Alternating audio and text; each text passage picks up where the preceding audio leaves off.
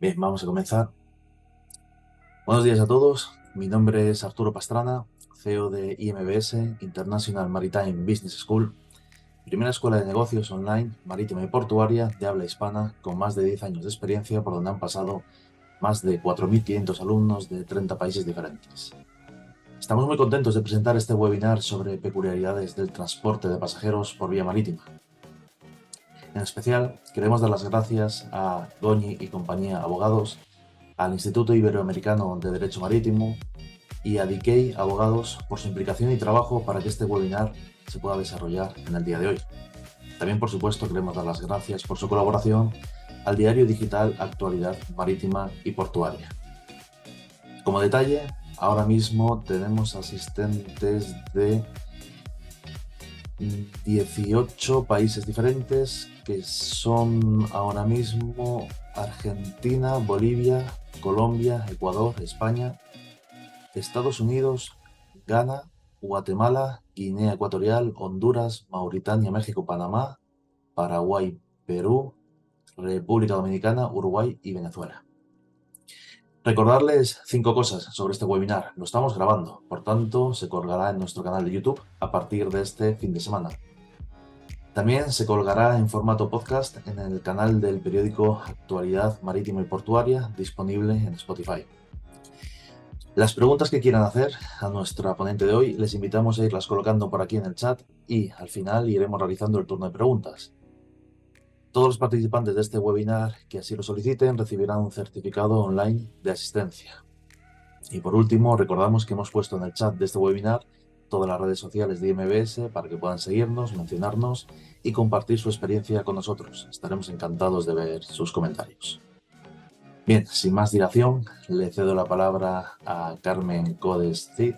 Ella es abogada especializada en Derecho Marítimo, Transporte, Seguros y Comercio Internacional y socio de Goñi y compañía Abogados. Buenas tardes, Carmen. Hola, muy buenas tardes, Arturo.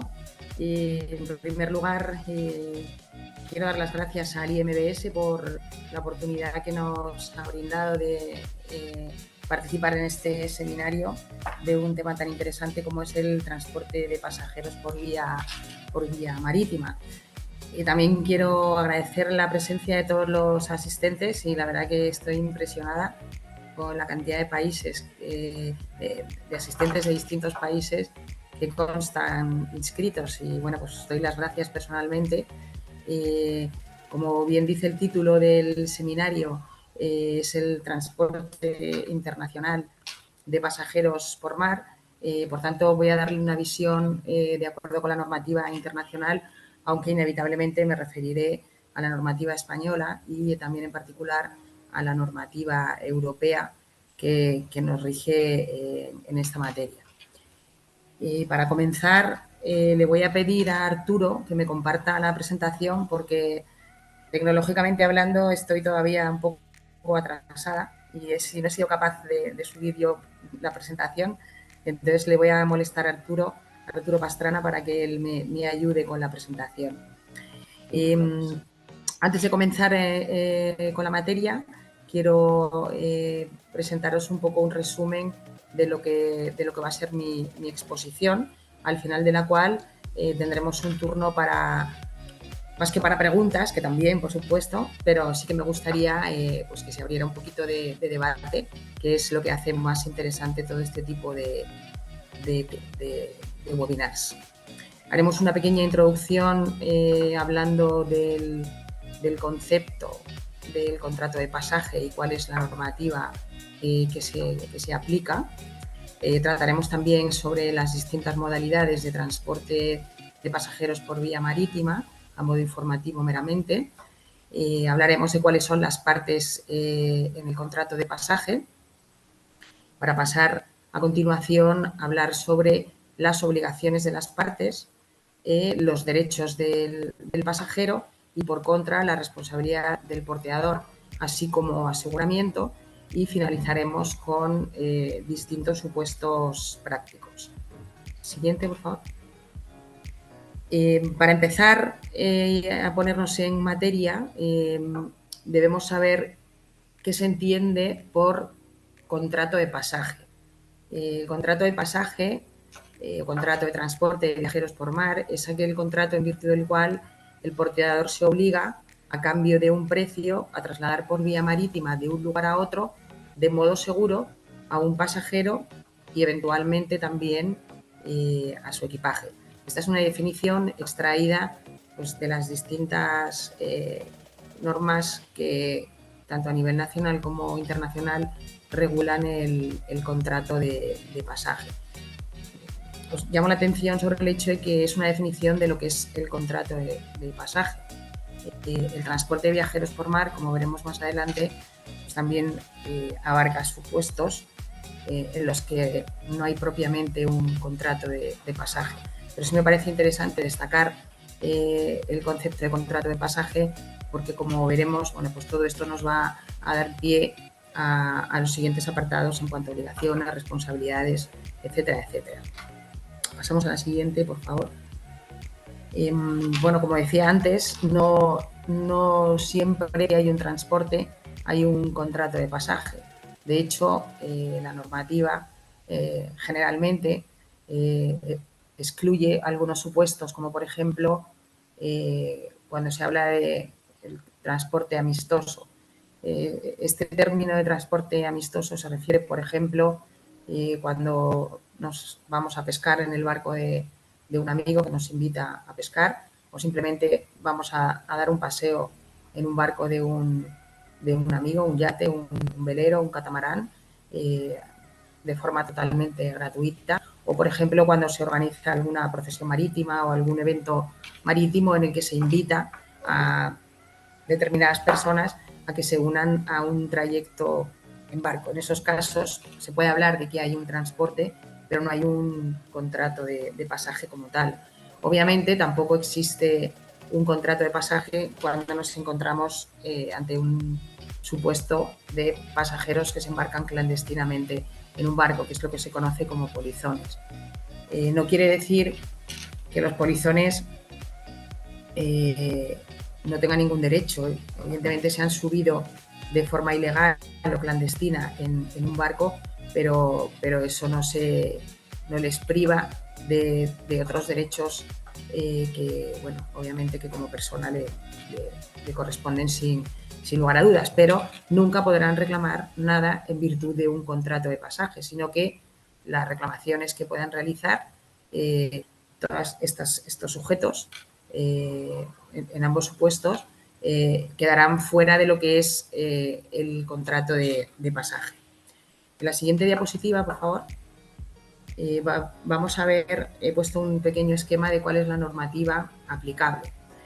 En el plano nacional tenemos, en España, tenemos la Ley de Navegación Marítima que regula el contrato de pasaje en los artículos 200, he puesto 329 y siguientes, no sé si está bien, luego si no lo corrijo. Bueno, se regula el contrato de pasaje en la Ley de Navegación Marítima. Antiguamente se regulaba en el Código de Comercio, en el libro del comercio marítimo. Dentro había una sección dedicada al embarque a los pasajeros que van embarcados, pero tenía una regulación muy distinta a la actual, lógicamente por la época, y en modo alguno se pensaba en los derechos de los pasajeros, sino que más bien eran todo obligaciones. Pero es cierto que esa normativa estuvo vigente hasta la entrada en vigor de la Ley de Navegación en el año 2014. O sea que hasta hace 9 años exactamente, los preceptos del Código de Comercio regían el transporte de pasajeros por vía marítima en España, además de la normativa que voy a referirme a continuación. Tenemos en primer lugar, a nivel internacional, el Convenio de Atenas relativo al convenio de pasajeros y sus equipajes por mar, que se firmó en el año 1974 y que luego fue modificado por los protocolos de 1976 y de 2002. Esto en cuanto a la normativa interna y normativa internacional. Es cierto que casi muchos países, sobre todo los que tienen tradición marítima y de transporte de pasajeros por mar, tienen su propia regulación, bien incluida en los códigos de comercio o bien en sus códigos de navegación. Por ejemplo, Francia tiene su propia regulación, Alemania tiene su propia regulación incorporando el convenio de Atenas, y creo que en el entorno Latinoamérica la mayor parte de los países también tienen regulado el transporte de pasajeros por mar. Si no me equivoco, muchas de las normas están inspiradas en este convenio de Atenas, sobre todo en lo que atañe a la responsabilidad, que realmente es lo único que regula el convenio de Atenas, la responsabilidad del porteador, ya que, como veremos, no regula otros aspectos que pueden surgir en el ámbito de una navegación de pasajeros por mar. En el ámbito de la Unión Europea tenemos en la siguiente diapositiva dos reglamentos importantes que son de aplicación directa en toda la Unión Europea. El primero es el Reglamento 392/2009 sobre la responsabilidad de los transportistas de pasajeros por mar en caso de accidente, que lo que hace básicamente es incorporar el convenio de Atenas, las disposiciones del convenio de Atenas con algún matiz, pero básicamente lo que hace es incorporar dichas disposiciones y hacerlas de aplicación obligatoria en todo el entorno de la Unión Europea. Por otro lado, el reglamento 1177/2010, también del Parlamento Europeo y del Consejo, que se ocupa de regular los derechos de los pasajeros que viajan por mar y por vías navegables. En este caso se amplía el ámbito de aplicación no solo a la navegación marítima, sino también a la navegación fluvial. En España no tenemos ninguna norma de producción interna, quiero decir, que se aplique a la navegación de pasajeros fluvial. También es cierto que, salvo excepciones en algunos tramos, pues no es tan habitual, ¿no? Ni es tan común. Pero en el resto de Europa sí es común la navegación fluvial, como me consta que también lo es en algunos países de Latinoamérica, bueno, y en todo el mundo, y es importante que se regule también la navegación fluvial, y tampoco veo necesidad de que sea distinta a la normativa, a la regulación de la navegación del transporte de pasajeros por mar. Y por último, pasamos a la siguiente diapositiva y como parte de las fuentes que regulan el transporte por mar, tendríamos en último lugar los usos y costumbres del lugar y, como no, las condiciones generales de contratación que aplican las compañías dedicadas al transporte de viajeros y que suelen estar incluidas, aparte en sus folletos informativos o en sus páginas web, pues se suelen incorporar, como sucede, por ejemplo, o sucedía antes con los billetes de avión, cuando se vendían billetes en formato papel, no digital, pues se suelen incorporar, cuando se emite un billete, se suelen incorporar también estas condiciones generales de contratación. Con esto daríamos concluida la introducción sobre el concepto normativo aplicable para pasar a analizar ya lo que es propiamente el convenio de Atenas y otros aspectos del transporte de pasajeros por mar. Por su importancia, porque es un convenio de gran aceptación a nivel mundial, pues como he dicho al principio, me voy a centrar un poco en el texto en el contenido del convenio, sin perjuicio de añadir algunos otros matices de otros aspectos no regulados en el mismo, ¿no?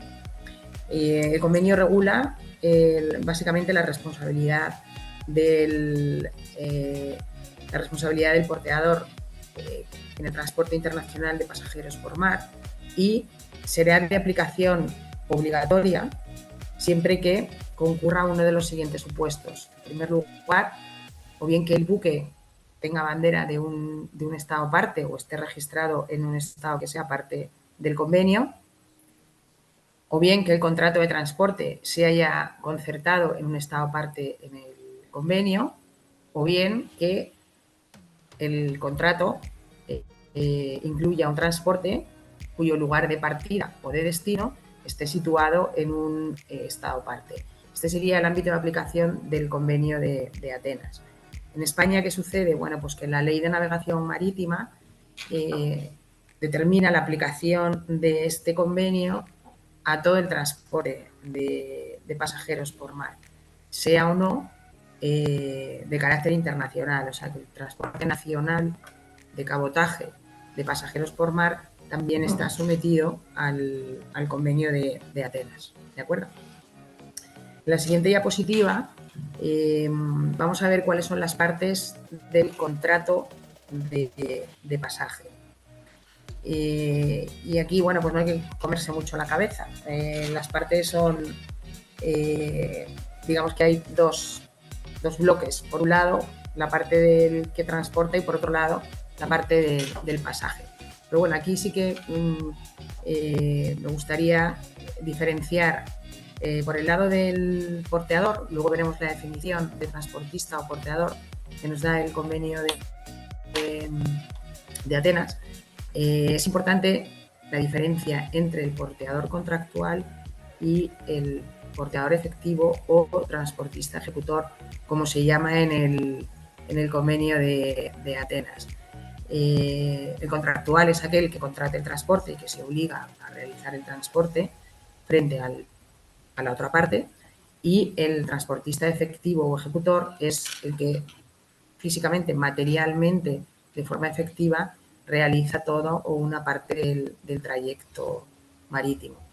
Esta distinción la encontramos también en el transporte de mercancías y en todos los ámbitos, en todos los medios de transporte, quiero decir, el transporte marítimo, transporte terrestre, transporte aéreo, en todos ellos se distinguen ambas figuras, transportista contractual y transportista efectivo, con independencia de la denominación que reciban, ¿no?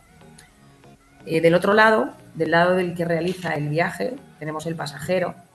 Y aquí, bueno, pues me he permitido hacer una reflexión que quizá luego en el debate me podáis aportar alguna idea, si os lo habéis planteado alguna vez o no, la trascendencia que pueda tener, porque está claro que una parte, la otra parte en la que está al otro lado del transportista en el contrato de pasaje, es el pasajero, que es el que se embarca para realizar el trayecto contratado. Pero yo me planteo si se puede considerar, esto es un planteamiento propio, una reflexión que estoy haciendo, como digo, es si se puede plantear si aparte del pasajero se puede considerar parte del contrato también a una persona distinta que es la que ha comprado. Lo he llamado comprador del pasaje, por diferenciarlo del viajero, en el sentido de que el comprador del pasaje no tiene por qué ser el que vaya a hacer el viaje, no tiene por qué ser el que se embarca. Por ejemplo, en una empresa la empresa compra un pasaje para que uno de sus empleados tome un barco para visitar una obra que están realizando en una isla, y le compra un pasaje en un barco. Quien ha pagado el billete y quien ha comprado el billete es la empresa, pero quien va a viajar es el pasajero. ¿Tendrá algo que ver en el contrato de pasaje esa empresa que compra el billete si el pasajero tiene algún comportamiento que pueda llegar a perturbar la navegación o que pueda incluso causar algún daño a bordo? O, por ejemplo, si una persona compra pasajes para regalarlos a un grupo, etcétera, etcétera. O sea, hay muchos supuestos en los que el que paga por el transporte no es el que va a viajar, y por eso ahí dejo, si queréis luego para el debate, la cuestión de si se puede considerar parte con derechos y con obligaciones, o si no es ninguna, no forma parte del contrato, o simplemente si puede tener algún derecho o alguna obligación en caso de que se pueda suscitar algún tipo de reclamación. En la siguiente diapositiva vamos a ver la definición que nos ofrece el convenio de Atenas sobre la figura del transportista, como veíamos, distinguiendo entre el transportista propiamente dicho y el transportista ejecutor. El transportista es, como he dicho, toda persona que concierta o en cuyo nombre se concierta un contrato de transporte, tanto si lo efectúa esa misma persona o si lo efectúa otra persona, otro sujeto, que es el transportista ejecutor, que se entiende que es una persona distinta del transportista y que, ya sea propietario, fletador o empresa explotadora del buque, realiza de facto todo o parte del transporte. En estos casos, bueno, pues se sigue el sistema de Convenio de Varsovia sobre transporte aéreo y, bueno, toda la normativa sobre el transporte de mercancías, todos los convenios, incluso legislaciones internas, en el sentido de que se considera la responsabilidad solidaria de ambas figuras, tanto del transportista contractual como del transportista efectivo, ¿vale? Pasamos a la siguiente diapositiva para volver con el tema del pasajero. Dejamos para el final lo que he comentado sobre la parte no pasajera contratante del contrato, pero centrándonos en la definición de pasajero que nos ofrece el Convenio de Atenas. Comprende toda persona transportada en un buque, bien en virtud de un contrato de transporte o bien toda persona que, con el consentimiento del transportista, viaja acompañando a un vehículo o a animales vivos amparados por un contrato de transporte de mercancías. En el primer caso, no hay duda de que el pasajero es el que compra su billete, pero en el segundo caso, aquí ya no hablaríamos, quizá en el segundo supuesto, quizá podríamos conectar con lo que hablábamos antes de el que es parte en el contrato, pero no es pasajero, porque se está refiriendo, por ejemplo, al conductor de un vehículo que se embarca en un ferry, un conductor de un camión, por ejemplo, que se embarca en un ferry. Ese camión va embarcado en el ferry en virtud de un contrato de transporte de mercancías, no en virtud de un contrato de pasaje, pero al conductor del vehículo le está, como no, permitido embarcar y viajar a bordo del buque para realizar el trayecto. Este conductor del camión es pasajero, pero no es parte del contrato de pasaje, ¿eh? Porque realmente no ha firmado ningún contrato con la empresa de transporte, ¿no? Lo mismo respecto al que va acompañando a animales vivos, que cuando se transportan animales vivos se transportan en virtud de un contrato de transporte de mercancía. Bueno, hoy no se podría decir mercancía, creo, con la ley del animal, tendríamos que decir de animales, que no es de personas, ¿no? Y en cambio sí se le está permitido subir a bordo, ¿de acuerdo? Bueno, esto, si queréis, como digo, lo dejamos para el debate, que puede suscitar alguna cuestión interesante. En la siguiente diapositiva vemos la distinción que se hace en el convenio respecto del equipaje. Decíamos que el contrato de pasaje al principio comprende tanto el transporte del pasajero como eventualmente el de su equipaje. Y en este sentido, el convenio hace una distinción importante, ya que tiene su reflejo en los límites de responsabilidad del porteador o transportista. Por un lado tenemos el equipaje de camarote, que se refiere o que incluye los objetos que lleva consigo el pasajero y también los objetos que se encuentren en el interior o sobre el vehículo turismo que transporte dentro del mismo barco. Esos vehículos forman parte del otro tipo de equipaje, que es el equipaje de bodega, que comprende a los vehículos solo los turismos, porque el transporte de camiones que llevan mercancía es un contrato de transporte de mercancías, no forma parte del contrato de pasaje. El equipaje de bodega, por tanto, comprende los vehículos de turismo y otros objetos que se le puedan entregar al porteador, formando parte del equipaje del pasajero, pero que no lleve consigo el pasajero, bien por el volumen, porque sean frágiles o porque necesiten algún tipo de cuidado, ¿no? Se me ocurren los equipajes especiales que van en los aviones, o si además de mi equipaje de mano, lo que vulgarmente llamamos equipaje de mano, o en transporte aéreo equipaje de cabina, pues queremos llevar otro equipaje que no vamos a llevar con nosotros, sino que se lo dejamos a la compañía naviera, a la compañía de transporte, para que se ocupe de su custodia. Estos serían los dos tipos de equipaje que, como digo, la diferenciación es importante de cara a las limitaciones de responsabilidad que establece el convenio. Obviamente, las compañías navieras también regulan en sus condiciones generales de contratación y dependiendo también del tipo de billete que se adquiera o del tipo de pasaje que se adquiera, bueno, pues establecen unas limitaciones en cuanto al número de bultos que se pueden llevar como equipaje de camarote, como equipaje de bodega, estableciendo los precios y demás condiciones que el pasajero, bueno, pues si quiere servirse de esa posibilidad de utilizar un equipaje extra o tal, pues no tendrá más remedio que pagar, ¿de acuerdo? Aunque esto ya no está regulado ni en el convenio de Atenas ni en los reglamentos a los que me he hecho referencia, con lo cual esto estará sujeto a la normativa nacional que resulte aplicable al contrato de pasaje en cada caso. En la siguiente diapositiva vamos a ver algunas modalidades de transporte de pasajeros por mar, sobre todo cuando hablamos de contrato de pasaje, ¿no? Y he hecho esta distinción que se basa un poco en la finalidad que se persigue con el contrato de pasaje o con el transporte en sí, ¿no?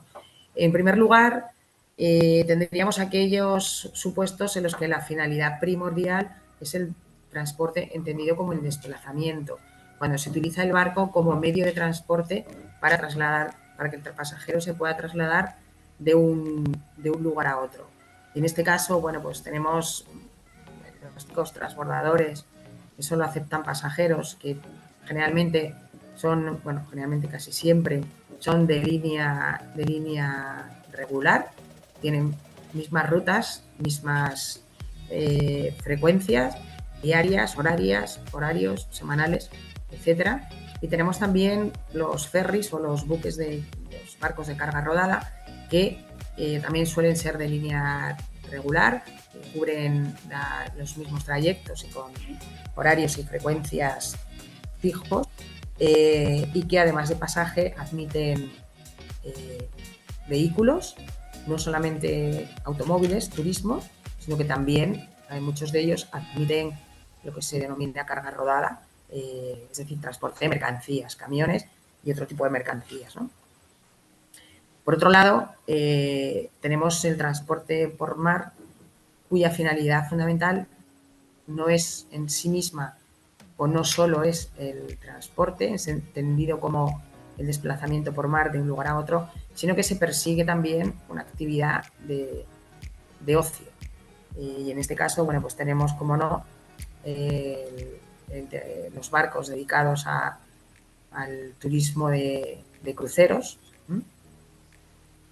industria tan desarrollada en los últimos años y de la que se podría hablar no en un webinar, sino en un seminario de una semana completa y preferiblemente en un crucero, no estaría mal. Ahí lo dejo a la organización. Y por otro lado, tenemos dentro del transporte por mar, desde el punto de vista del ocio, lo que se podrían denominar excursiones marítimas, ¿no? Son aquellas que contratamos para ver una puesta de sol, para ver una cala determinada, para hacer un recorrido turístico en una isla o en cualquier costa, ¿no? Que son excursiones más o menos programadas en las que se embarcan un número determinado de pasajeros que también suelen estar sujetas a unas condiciones generales de contratación similares para todos los pasajeros, aunque también se permiten hacer lo que se denomina eventos privados para un grupo determinado de gente, reservando el espacio o bien todo el barco para un solo grupo, ¿no? Y bueno, pues en estos casos, sobre todo cuando se reserva un barco aunque esté destinado para el transporte marítimo, cuando se reserva para un grupo determinado, para un trayecto determinado, en unas horas determinadas, la línea divisoria entre el contrato de transporte de pasajeros por mar y el charter náutico, pues puede estar a veces un poco difuminada, ¿no? Puede que te lo vendan como un paquete de una excursión turística, pero en realidad puede ser un charter. O tú puedes creer que estás charteando un barco y en realidad te están vendiendo una excursión turística, ¿no? La diferencia, una de las diferencias puede estar en que, bueno, por supuesto el patrón siempre lo va a poner la empresa explotadora del barco o de la embarcación, y bueno, el patrón, por supuesto, lo pondrá ellos, pero quién decide los horarios, quién decide la ruta, quién decide las paradas, etcétera, etcétera, ¿no? Es una cuestión que, bueno, pues quizá también en el debate se pueda hablar sobre ello. En cuanto a las obligaciones de las partes, ya en la siguiente diapositiva hemos distinguido del lado del porteador la prestación principal, que sería realizar el transporte en el sentido de realizar el desplazamiento, y luego unas obligaciones que, bueno, no sé por qué he puesto accesorias, porque realmente más que accesorias son inherentes a la prestación del transporte, ¿no? Que sería, bueno, pues una obligación de garantizar la seguridad y la integridad de los pasajeros y sus equipajes, ¿no? Recordar que al principio hablábamos de la definición de contrato de pasaje, añadíamos llevar a cabo el transporte y añadíamos la expresión de modo seguro, puesto que una de las obligaciones inherentes a este contrato de pasaje es la de garantizar la seguridad y la integridad del pasajero. Esta obligación de seguridad e integridad para el pasajero es el corolario de la obligación de custodia en el transporte de mercancías. No es tanto la custodia del pasajero como el garantizar su seguridad e integridad, la que corresponde al armador. Sí que tiene un deber de custodia sobre el equipaje, sobre todo sobre el equipaje que hemos denominado equipaje de bodega, y también, como no, especialmente en los cruceros, los contratos de transporte por ocio, pero también en el resto, el transportista, porteador, tiene una obligación de proporcionar un alojamiento y manutención al pasajero adecuados y conforme a lo que se haya contratado. En cuanto a la obligación de realizar el transporte, que tenemos en la siguiente diapositiva, bueno, pues, ¿qué comprende esta obligación de realizar el transporte? En primer lugar, la puesta a disposición del buque. El buque tiene que estar en plenas condiciones de seguridad, tiene que ser capaz de seguridad en el sentido de navegabilidad, tiene que ser capaz de proporcionar una adecuada acomodación para el pasajero que permita garantizar la integridad de este y de su equipaje. Y en relación con todas estas características del buque, bueno, pues nos preguntamos muchas veces si es posible, si el buque es un elemento esencial, o sea, si se puede cambiar el buque sin previo aviso o sin incurrir en un incumplimiento. Bueno, pues en este caso hay que explicar un poquito la lógica, ¿no? Y el cambio de buque no implicará un cambio esencial en el contrato, siempre y cuando el buque, pues, sea capaz de ofrecer todas las prestaciones que ofrece, que se vendieron para el pasajero, ¿no? Siguiendo con la obligación de realizar el transporte, bueno, pues tiene que iniciar el viaje en el tiempo convenido, tiene que seguir el itinerario y las escalas que se hayan pactado en el contrato, permitiéndose los desvíos solo en casos que estén justificados por razones que estén fuera de control de la compañía marítima. Y por último destaca la obligación de emitir un billete. Al igual que en el transporte aéreo, la compañía aérea está obligada a emitir un billete. En el transporte de pasajeros, también la compañía marítima está obligada a emitir un billete con las menciones típicas en las que no me voy a detener por cuestión de tiempo. Obligaciones del pasajero, siguiente diapositiva, pagar el precio del pasaje. Generalmente ese precio se paga por adelantado antes de iniciar el viaje, pero no siempre. Pero la generalidad es que se pague por adelantado. El pasajero también tiene la obligación de presentarse al embarque en el momento y en el lugar pactado y además con la documentación y demás requisitos que haya establecido la compañía de transporte en sus condiciones generales. Es importante seguir estas indicaciones, sobre todo para no retrasar el inicio del viaje y no entorpecer el transporte. Como no, el pasajero está obligado a respetar las normas de orden y seguridad que se impongan a bordo y obedecer en todo caso a la tripulación y por supuesto a las órdenes del capitán. Esas serían las obligaciones principales del pasajero.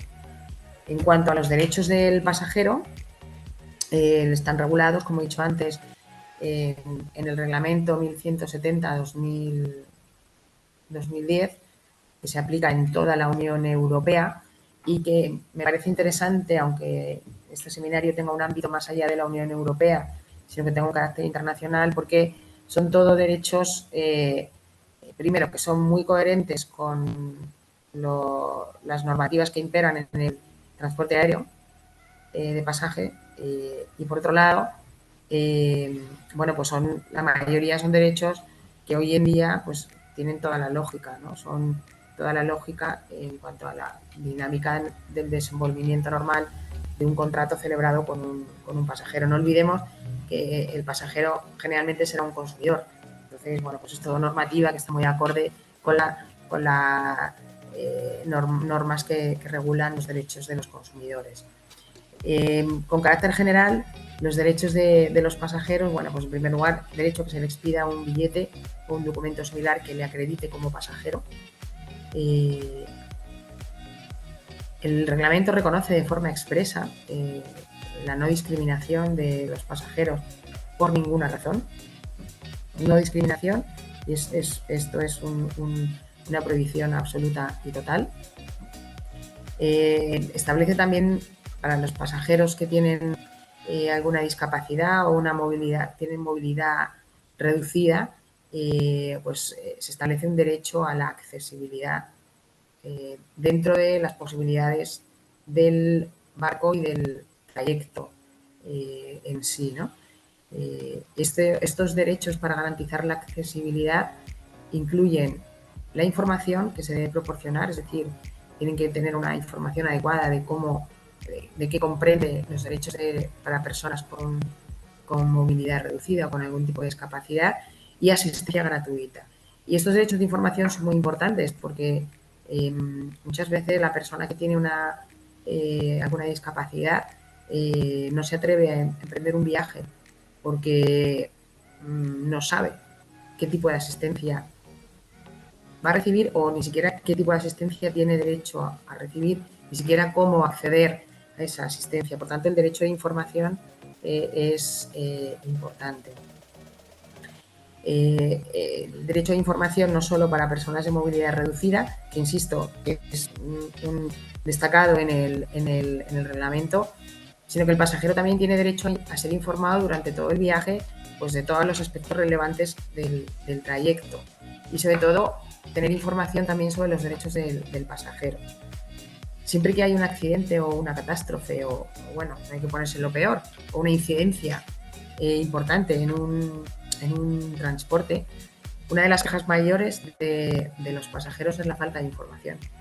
Porque si ha habido, como hace poco en España, se ha vivido a primeros de septiembre unos días con una tormenta o una dana que ha causado muchos problemas, sobre todo en la red ferroviaria, y ha impedido viajar muchos trenes, ha habido cancelaciones y retrasos. Las quejas que, sobre todo de los pasajeros que se han escuchado en las redes y en los medios, era la falta de información. Evidentemente, contra una tromba de agua o de granizo o contra un huracán, no hay medios humanos para luchar, pero sí que es necesario la información. Y estos derechos de información, parece mentira, se sobreentiende que deben existir, pero es que hay que regularlos para que los respeten y para que se pongan en práctica. Porque, como digo muchas veces, es la falta de información la que más daño hace al pasajero. Por otro lado, también, pues la falta de información puede causar también un daño importante desde el punto de vista reputacional a la compañía que no lo pone en práctica. Ya en supuestos particulares de derechos del pasajero, en la siguiente diapositiva pasamos, tenemos los supuestos de cancelación o retraso en la salida. Todos estos derechos no están regulados en el Convenio de Atenas, por eso me estoy refiriendo a ellos. Si en algún supuesto no fuera aplicable el reglamento, pues sería aplicable la normas generales sobre incumplimiento de contrato, porque al final una cancelación o un retraso no es sino es un incumplimiento contractual por parte del porteador. Puede ser culpable o no, pero no deja de ser un incumplimiento contractual. Los derechos del pasajero en caso de cancelación o retraso son muy similares a los del pasaje aéreo. Si el retraso en la salida, ojo, en la salida, no en la llegada, es de más de 90 minutos, tiene derecho a que se le dé comida y bebida, alojamiento que puede ser a bordo o en tierra, hasta un máximo de 80 euros por día y un máximo de 3 días, y traslados del alojamiento al barco y barco alojamiento cuando el alojamiento sea en tierra.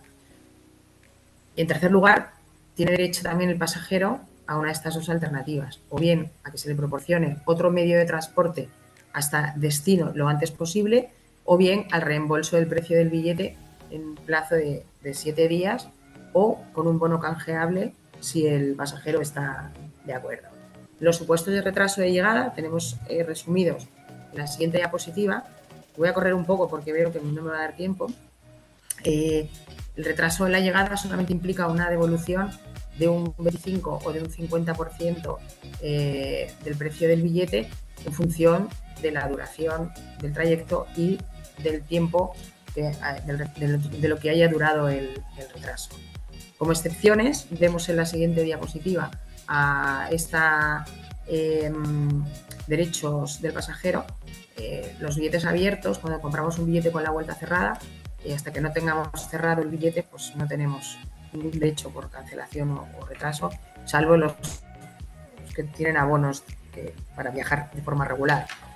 Tampoco habrá derecho a compensación cuando el retraso o la cancelación es imputable al pasajero o cuando son debidos a condiciones meteorológicas que ponen en peligro la navegación. En estos casos, ni hay que pagar alojamiento ni hay que indemnizar el precio del billete. Tampoco cuando la cancelación se informa o el retraso se informa al pasajero antes de la compra del billete o, bueno, lo que sería fuerza mayor, circunstancias extraordinarias que son inevitables y que entorpecen el transporte. Pasamos a la responsabilidad del porteador por lesiones personales, fallecimiento o daño o pérdida de equipajes. La siguiente diapositiva, pasamos. Veremos el fundamento, la normativa ya la hemos visto antes, con lo cual vamos a pasar a la siguiente diapositiva para dar unos tips básicos de la responsabilidad del porteador.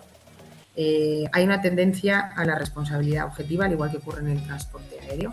¿Qué implica esto? Bueno, pues en los supuestos, que no son todos, de responsabilidad objetiva, hay una presunción de culpa del porteador.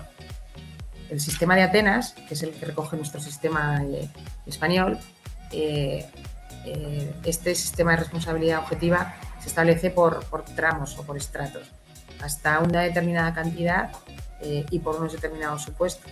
La responsabilidad es cuasi objetiva y a partir de una determinada cantidad o en otros supuestos la responsabilidad es por culpa y ya nos rigen las normas de la inversión de la carga de la prueba. También otra característica es que es un derecho de mínimos, que no se admite modificación pero no admite una modificación que rebaje la responsabilidad del porteador. Solo se pueden subir los límites. Y por último, las normas del Convenio de Atenas se aplican a todas las reclamaciones que se dirijan contra el transportista. Es decir, tanto si voy por vía contractual como si voy por vía extracontractual. Esto es común a casi todos los convenios en materia de transporte de mercancías. En cuanto al periodo de responsabilidad, pasamos a la siguiente diapositiva. Bueno, pues vemos que comprende el tiempo que se está a bordo, el tiempo durante el embarque y desembarque. Para los pasajeros no incluye cuando están en tierra o en la terminal marítima o en la estación o en el muelle esperando para el barco, y también incluye cuando hay un transporte auxiliar por agua hasta el barco que va a hacer el transporte principal, cuando es proporcionado por la propia empresa de transporte. En la siguiente diapositiva vemos los supuestos de responsabilidad que nos van a permitir distinguir cuando estamos ante un supuesto de responsabilidad que podemos llamar cuasi objetiva, o el resto o cuando no, cuando teníamos un supuesto de responsabilidad por culpa, con los matices que vamos a ver. Sucesos relacionados con la navegación, que son naufragio, zozobra, abordaje, varada, explosión, incendio o deficiencias del buque, implican casi siempre supuestos de responsabilidad objetiva. Por deficiencia del buque, bueno, pues en la definición que veis en pantalla podéis comprobar cómo se refiere prácticamente a cualquier fallo o defecto en el funcionamiento del buque de todos sus tipos. Guarda relación, bueno, pues un poco con el deber de la navegabilidad del buque que incumbe al transportista. En siguiente diapositiva, por favor, pasamos y vemos los límites de responsabilidad y cómo funciona esta responsabilidad. Cuando hay un supuesto de muerte o lesión corporal por un suceso de la navegación, según la definición que veíamos anteriormente, la responsabilidad del porteador hasta hasta 250.000 derechos especiales de giro es una responsabilidad cuasi objetiva. ¿Qué quiere decir? Que solo se puede exonerar de esa responsabilidad si prueba que el suceso se debió a guerra, hostilidades, guerra civil, insurrección, fenómeno natural de carácter excepcional, a fuerza mayor, o a una acción o omisión intencionada de un tercero para causarlo. Solo en estos casos el transportista se libera de su responsabilidad, cuando es un suceso de la navegación. ¿Qué ocurre en los demás supuestos? Pasamos a la siguiente diapositiva. Cuando son pérdidas por muerte o lesiones, aunque sean por sucesos de la navegación, pero cuya cuantía exceda de 250.000 derechos especiales de giro, respecto de ese exceso, el porteador se exonerará si prueba que no hay culpa suya, aunque sí se aplica la regla de la culpa presunta. En los supuestos de pérdidas por muerte o lesiones por otros sucesos que no sean sucesos de la navegación, no hay responsabilidad objetiva, hay responsabilidad por culpa, y la prueba de la culpa le corresponde a la parte demandante. Con respecto al equipaje de camarote, hay culpa presunta del porteador para todos los supuestos de pérdida o daño ocurrida por un suceso de la navegación, y para el equipaje de la bodega hay culpa presunta del porteador siempre. La culpa presunta quiere decir que solo se puede exonerar de responsabilidad del porteador si prueba que no ha habido culpa por su parte. En la siguiente diapositiva vamos a ver algunos supuestos de exoneración o de exención de responsabilidad del porteador.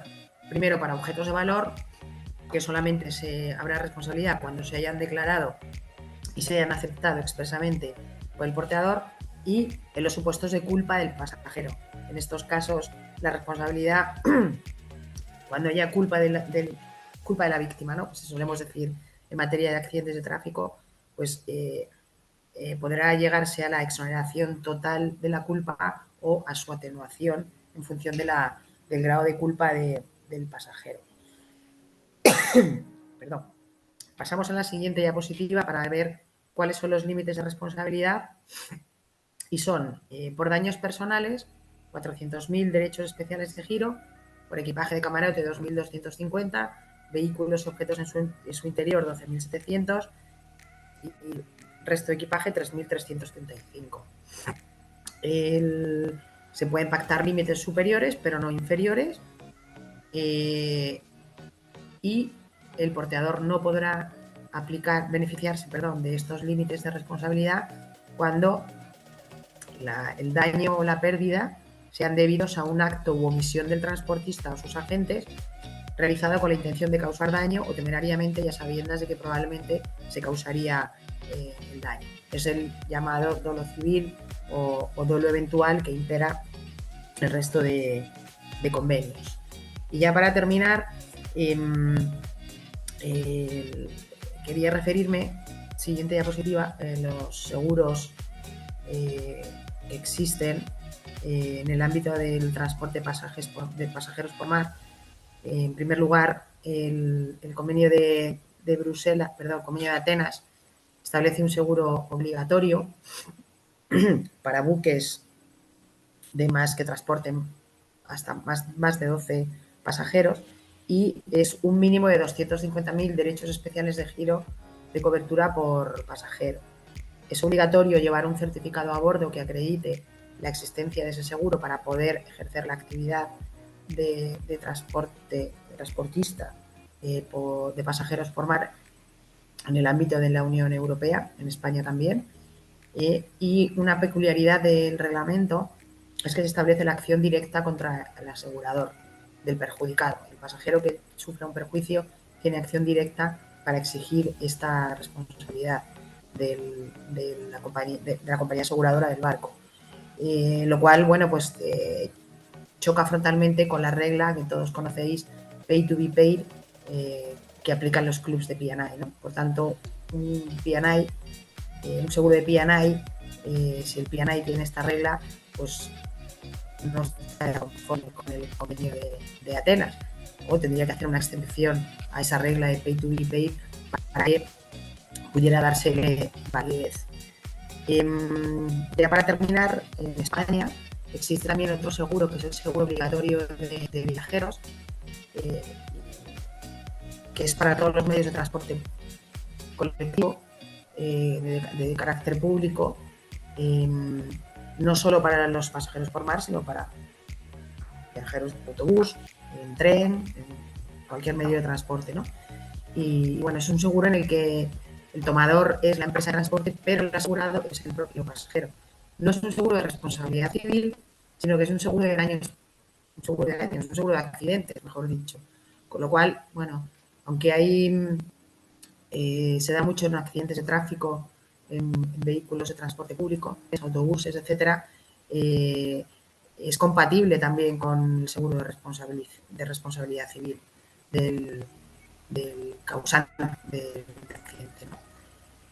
Con esto termino porque vamos un poquito mal de tiempo. Quería haberos explicado dos supuestos prácticos que No te preocupes, había podemos avanzar. preparado. No te preocupes por el tiempo. Pero no me había... ¿Perdón?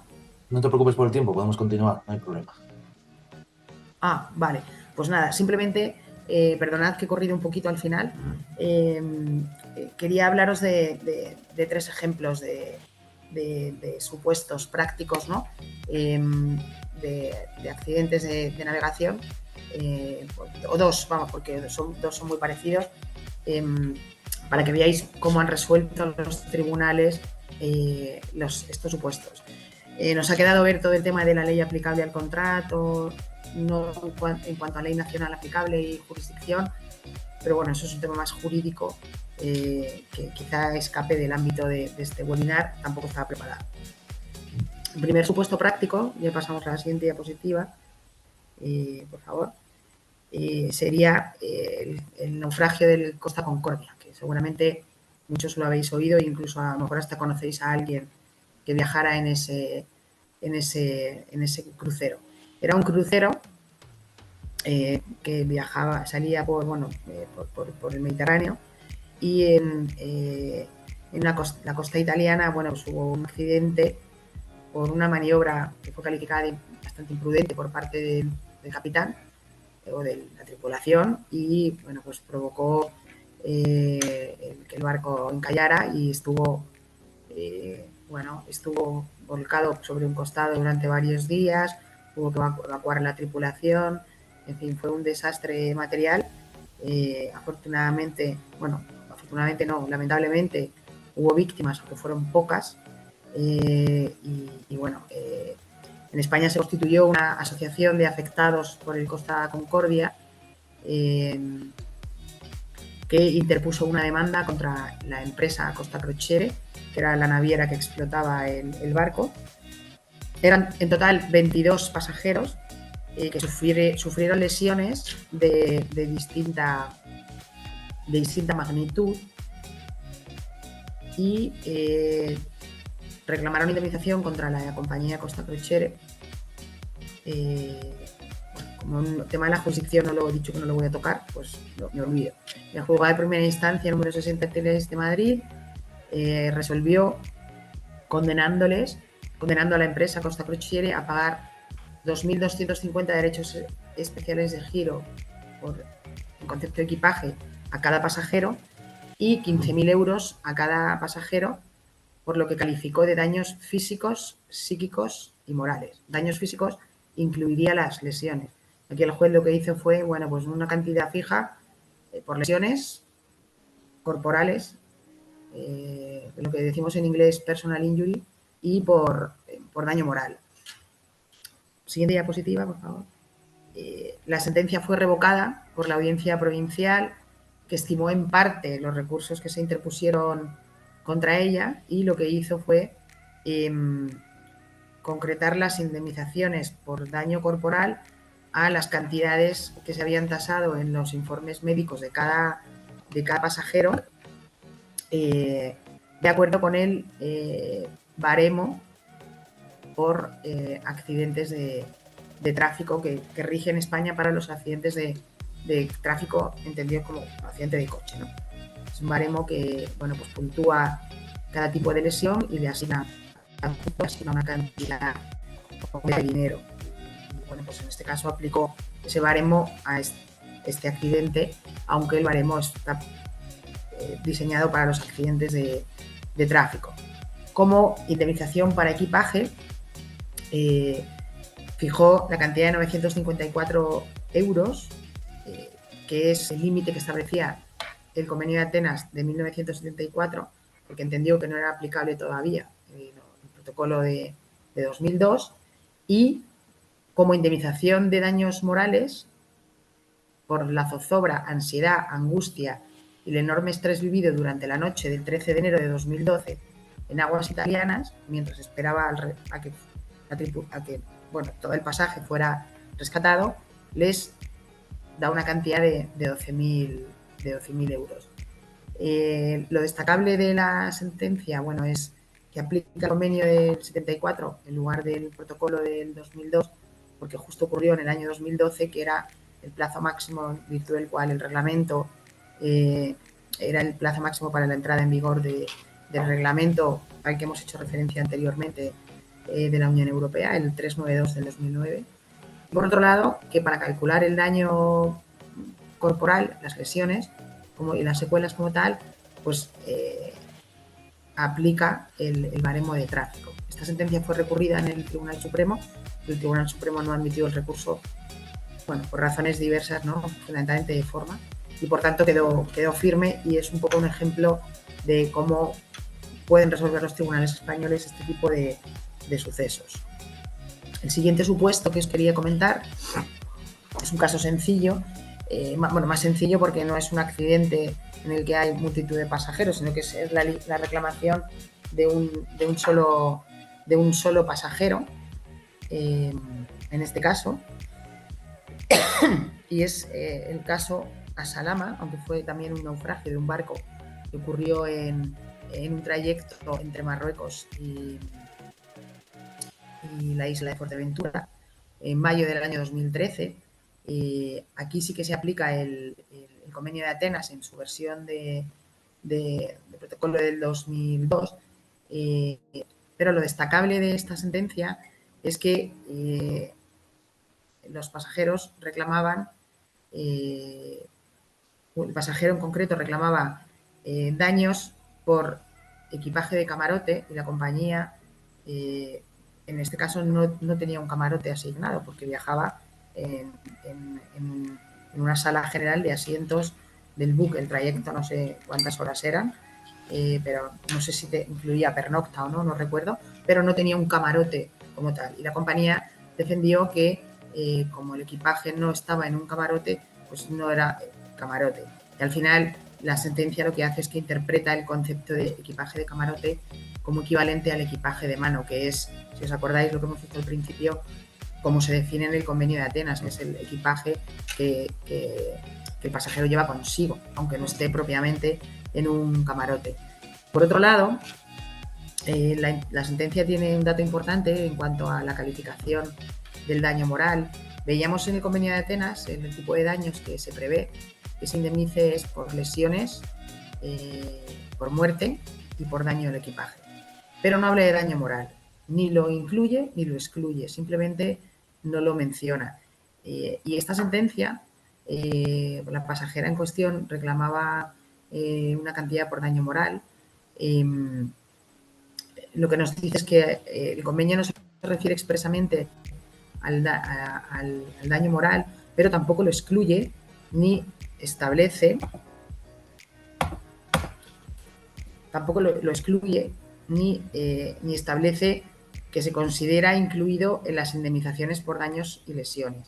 Y por otro lado, establece también que el daño moral, como miedo y zozobra, como inquietud, pesadumbre, temor, incertidumbre que produce el naufragio, pues la sentencia considera que se presume que existe ese daño moral solamente por el hecho de vivir una situación de un hundimiento y tener que ser transportado de esta manera.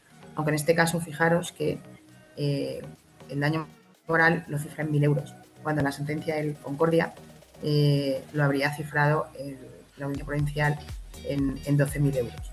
Pero bueno, en este caso, en el caso de los daños morales, pues nunca va a haber un criterio uniforme y siempre va a haber bastante disparidad. Con esto termino. Pido perdón por el exceso de tiempo que os estoy robando y bueno, pues si queréis podemos pasar a un pequeño debate si hay lugar y si no, pues con mucho gusto responderé a las preguntas que pueda recibir, las intentaré responder por escrito. Muchas gracias. Gracias, Carmen. Sí, tenemos varias preguntas aquí. Dame un segundo, por favor, y te las voy indicando. Tenemos una primera pregunta de Yelitza Suárez. Quisiera preguntar si en el caso de pasajeros que viajan en ferry con su coche, el mismo se considera equipaje o carga. Y gracias, Yeli, por la pregunta. Hola, ¿cómo estás? Bueno, en el convenio de Atenas, los coches que viajan en el ferry se consideran como equipaje, forman parte del equipaje y además se consideran, si no estoy equivocada, equipaje no de mano, estoy con el este de equipaje de mano, se consideran equipaje de camarote, perdón, equipaje de bodega. Lo que se considera equipaje de camarote es si llevas maletas, por ejemplo, dentro del vehículo. Creo que he respondido. Sí, seguro que sí. Tenemos la siguiente pregunta a Elizabeth Salas Jiménez, que pregunta: buenos días, ¿qué regulación existe acerca del pasajero que viaja en compañía de su mascota? Gracias, Elizabeth, por la pregunta. A ver, realmente, hasta donde yo sé, no hay una normativa para el transporte de pasajeros por mar que viajan con mascota, con lo cual habrá que estar en las condiciones de contratación de la compañía aérea.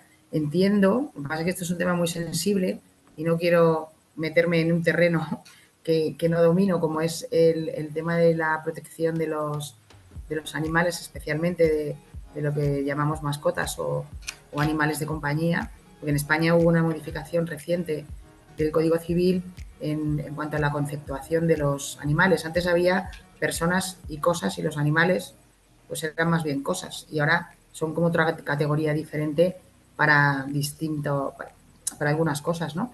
Para algunos aspectos. Entiendo que el pasajero que quiere viajar con su mascota tendrá que cumplir las condiciones de contratación de la naviera en cuanto a dónde puede viajar y la forma que debe viajar, igual que sucede con los aviones y con los trenes y con los autobuses.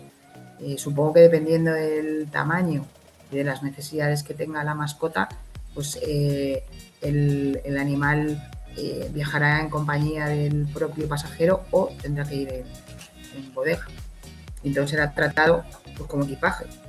Pero la verdad es que no sé si hay una normativa específica para mascotas en el transporte marítimo. Lo siento, lo investigaré y te intentaré responder. Vale. Por otro lado tenemos a Laura Cabello Sarria, que nos indica: buenas tardes de España, ¿los menores de edad son o no son considerados como pasajeros? Sí, los menores claro que son pasajeros. Aquí lo que ocurre es que bueno, sabemos que, por ejemplo, muchos, sobre todo cruceros, cruceros o pasajes normales, hasta cierta edad no pagan un billete de pasaje, con lo cual no tienen un contrato de pasaje, porque no pagan nada, pero sí son pasajeros y sí tienen los derechos del pasajero que se les reconoce legalmente.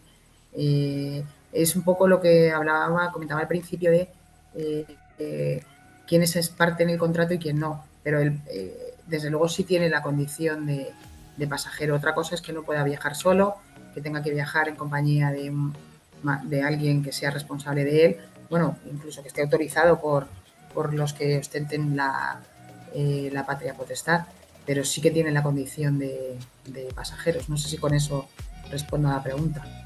Sí. Vale, siguiente pregunta de José Luis Flores. Nos indica: ¿qué ocurre en el caso de un crucero en el que surja un problema sanitario tipo epidemia? ¿Quién cubre los costes? Bueno, la verdad es que cuando estaba preparando este webinar pensé en hablar del COVID, pero hemos acabado tan hartos del COVID que dije, bueno, como ha habido tanto sobre el tema del COVID, pues lo dejé apartado, pero es verdad que es un tema interesante. A ver, realmente nadie tiene la culpa de que, bueno, nadie, puede que tenga la culpa el barco de que surja una epidemia, si es por una infección, por ejemplo, por la alimentación, por una salmonelosis o algo así.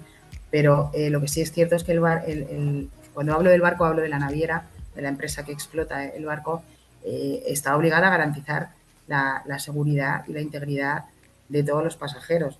De modo que si surge una epidemia en un barco, el responsable de mantener a todo el pasaje a bordo y de proporcionarle la asistencia médica y demás que necesite es la compañía, lógicamente, porque está obligado a mantener, como recordamos al principio del webinar, hablábamos de que está obligado el transportista a realizar un transporte de modo seguro, con lo cual si hay un riesgo de contagio o riesgo de que las personas contagiadas empeoren, un riesgo para su salud, tiene que cubrir con todos sus gastos porque es su responsabilidad.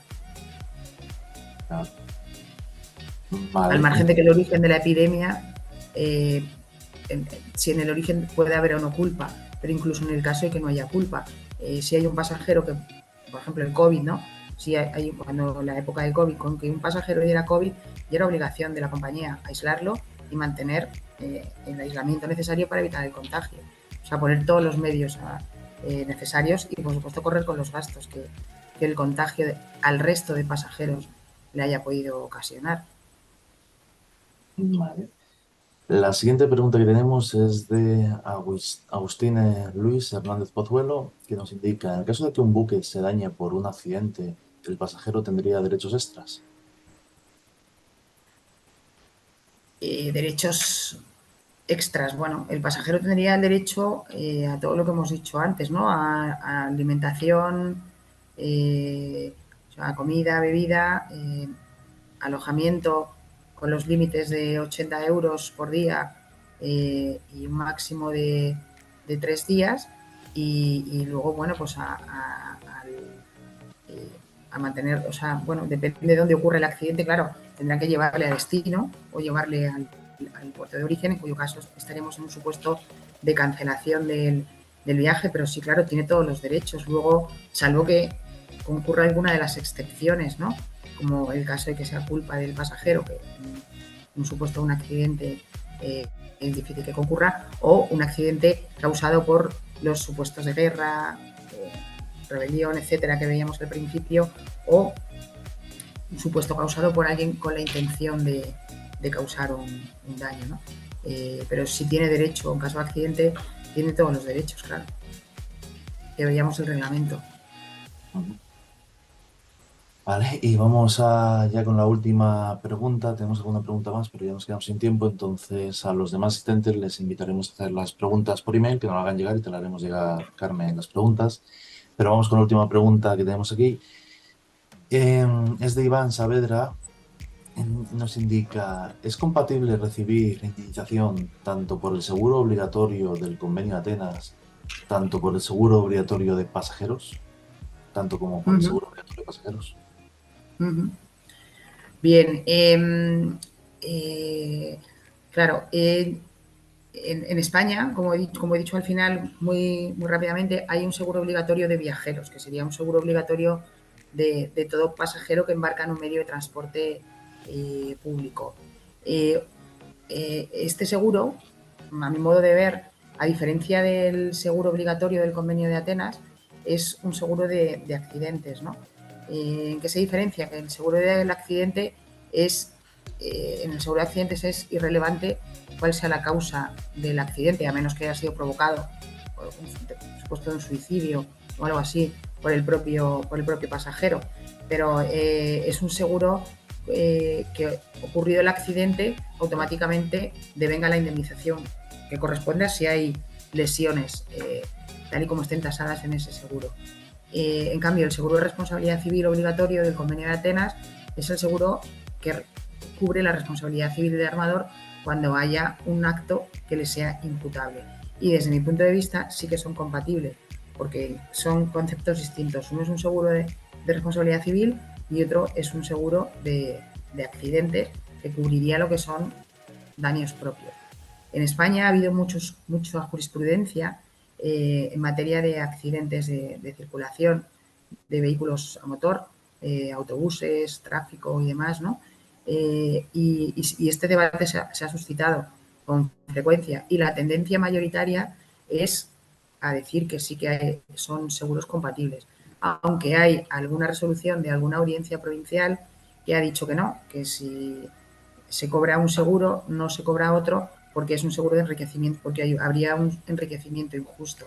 Pero la finalidad del seguro obligatorio no es compensar o hacer frente a una responsabilidad por daño, sino que es una compensación por un seguro de accidentes, que no tiene nada que ver con la responsabilidad civil. Entonces, la respuesta es que, bajo mi punto de vista, sí serían compatibles. Vale, de acuerdo.